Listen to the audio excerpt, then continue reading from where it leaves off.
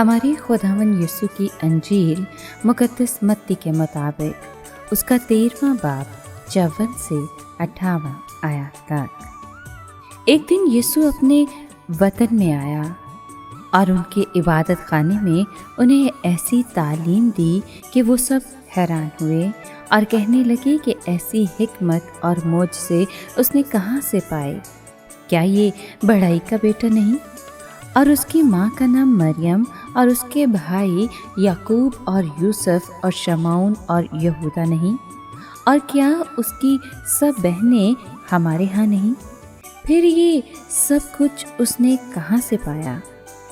और उन्होंने इसके सबब से ठोकर खाई।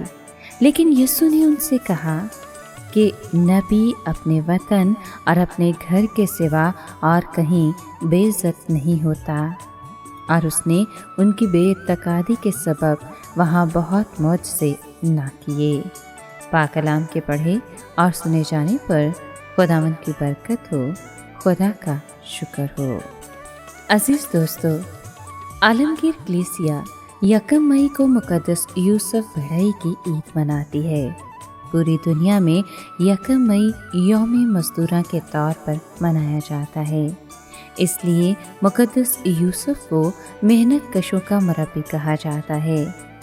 मुकद्दस यूसुफ ने खुदा के मंसूबा निजात के मुताबिक बड़ी वफादारी और जिम्मेदारी से बच्चा यस्सु और मुकद्दस मरियम की हिफाजत की। वो अपने हाथों की मेहनत से अपने ख़ानदान की परवरिश और पालना करते रहे।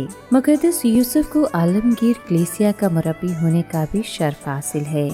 20वीं सदी में जब कलीसिया बड़े नशेब फराज और पेचीदगियों से गुजर रही थी, तो पापा आज़म पाइस नहम ने मुकद्दस यूसुफ की मदद और सिफारिश चाही।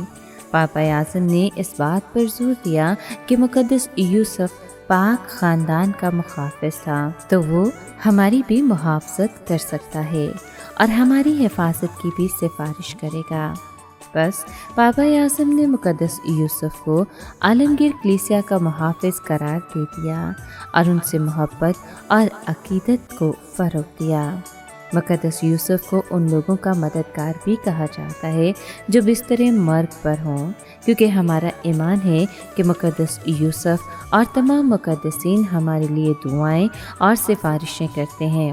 यही ईमान तमाम मसीहियों का है कि वो अपने गुनाहों से तौबा करके हर लम्हा खुदा की मौजूदगी महसूस करें, उस इलाही ज़ात पर भरोसा रखते हुए खुद को उसके पाक हाथों में सौंप दें ताकि अपनी मसरत और खुशी में शामिल हों।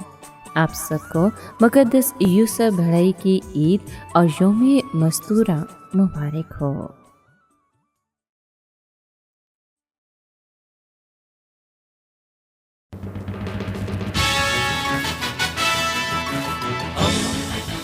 दोस्ती का पैगंबर रेडियो वेरितास एशिया।